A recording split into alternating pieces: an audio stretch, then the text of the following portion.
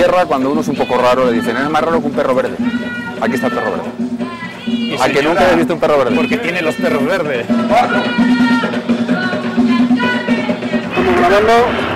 ¿Dónde estamos ahora, Leticia? Un momento, estas cosas están muy cerca de mí, esto. Pero puedes estar lejos y que se te vea cerca. Ah, vale, venga, pues ya, empezamos. ¿Dónde estamos? Bueno, ¿cómo te llamas? Sandra Lorena. Sandra Lorena. Bueno. Perdón.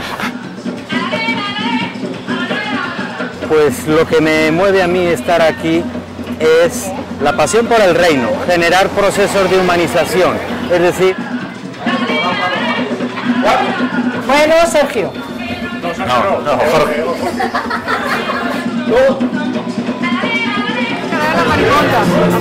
Bueno, Agustín, llega el momento de despedirnos. ¿Contra quién nos toca luchar hoy? Creo que deberías mejorar tu musculatura con mi secreto.